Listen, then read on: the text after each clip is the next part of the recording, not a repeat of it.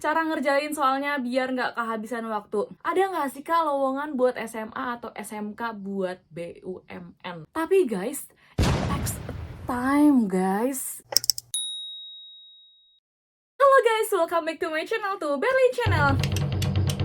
So, hari ini aku mau bahas pertanyaan-pertanyaan yang sering banget nih keluar di TikTok aku dan di Instagram aku mengenai rekrutmen bersama ataupun caranya masuk ke BUMN. Sebelum aku lanjut ke pertanyaan-pertanyaan, sebelum aku lanjut ke jawaban ya, jangan lupa subscribe channel aku untuk tahu informasi-informasi lebih lanjut dan tips and tricks masuk ke BUMN. Pertanyaan pertama adalah, kenapa rekrutmen bersama batch 2 itu harus sesuai jurusan?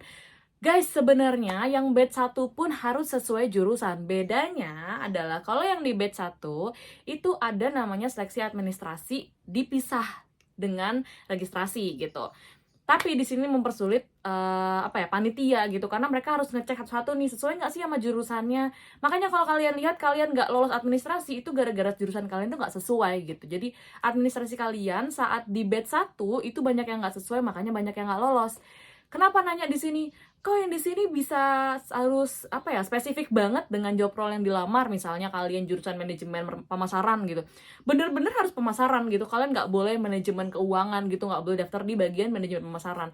Karena itu sudah dari sistemnya di awal banget kalian sudah masuk ke proses tahap seleksi administrasi gitu. Untuk jawaban yang pertama nih guys. Lalu jawaban yang kedua, pertanyaan yang kedua adalah, Kak, SKCK wajib gak sih? SKCK itu optional, jadi nggak wajib. Kalau kalian melihat sebuah sebuah biodata atau sebuah lamaran kerja, kalau ada tulisannya optional, berarti kalian tidak wajib untuk memasukkan. Tapi biasanya untuk penambahan-penambahan seperti itu adalah penambahan poin buat diri kalian sendiri.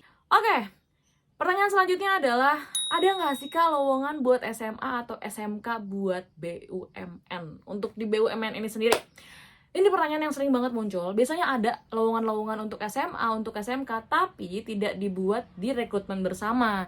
Jadi kalau kalian lulusan SMA atau SMK, kalian bisa daftar ke BUMN dengan cara cari BUMN mana yang kalian mau lamar, lalu cari juga di situ ada nggak lowongan buat SMA atau SMK. Biasanya kalau perbankan aku sering ngecek itu banyak banget kok lowongan-lowongan untuk lulusan SMA atau SMK, biasanya kayak as a teller gitu kan, atau mungkin jadi customer service, itu masih banyak banget untuk lulusan SMA SMK. Tapi I'm going to say so sorry, untuk rekrutmen bersama itu tidak dibuka untuk lulusan SMA dan juga SMK gitu. Oke, next question adalah, ada nggak sih soal minus kalau untuk pengerjaan soalnya? Nah, ini adalah yang aku tahu ya, nggak ada sistem minus di soal rekrutmen bersama FEC BUMN. Jadi buat kalian yang mau ngerjain, mendingan kalian, kalau aku mendingan ada jawaban-jawaban yang ngasal dikit gitu, kayak kalau aku nggak tahu jawabannya misalnya kan, aku mendingan ngasal daripada aku kosongin, karena itu nggak, yang aku tahu adalah nggak ada sistem minus di situ guys. Jadi kerjain aja semampu kalian kerjain dulu soal yang mudah, habis itu kalian kerjain soal yang susah. Itu nggak apa-apa ngasal gitu kan, tapi kalau bisa ngerjain yang bener ya, jangan semuanya diasalin. Pertanyaan selanjutnya adalah, cara ngerjain soalnya biar nggak kehabisan waktu. Balik lagi ke sebelumnya, kerjain soal-soal yang mudah dulu. Kalau aku nih, tips and tricks dari aku adalah, biasanya aku mengetahui soal mana yang menurut aku akan memakan waktu yang banyak. Bahkan banyak teman-teman aku kayak, aku tuh bisa ngerjain, tapi aku terlarut dalam soal yang menurut aku tuh aku bisa gitu. Aku bisa ngerjain. Tapi guys, it takes a time guys. Ini bahkan waktu bahkan sampai semenit atau 2 menit. Jadi kalau kalian ngerjain soal, bahkan kalian sudah dari awal membaca soalnya, terus kalian ngerasa bahwa soal itu akan memakan waktu hingga 1 atau 2 menit gitu kan, better you skip. Apalagi kalau kalian merasa ini bakal ngerjain soalnya bakal 4 menit 5 menit, better skip. Kayak kerjain soal yang mudah dulu. Kalau aku suka banget soal angka yang lompat-lompat tuh. Pokoknya ada angka-angka yang aku tuh suka. Nah, kalau aku tahu soal itu keluar, aku kerjain duluan. Nah, untuk soal-soal kayak misalnya soal peluang atau soal cerita yang menurut aku tuh bakal susah banget gitu kan, aku kerjain paling terakhir. Jujur, kalau kalian mau tahu, selama aku ngerjain TKD, aku selalu ada minimal tuh pasti 5 soal yang nggak bisa aku kerjain. Oke, next question adalah, ini akan nanti keluar, itu pasti ada namanya trial test. Trial test ini kalian nggak wajib banget. Jadi buat kalian, tapi kalau misalnya ada semua tahapan, itu kalau bisa lakuin. Jadi kalian tahu laptop kalian itu kompatibel apa enggak untuk mengerjakan soal-soal saat nanti tes TKD untuk FHCI BUMN. Nah, karena sebelum itu banyak banget yang nggak ikut trial, terus saat mereka ujian mereka bilang, ke laptop aku tidak support. Kan bukan salah panitia. Sudah diberitahu kalau kalian harus ikut trial test ya kan?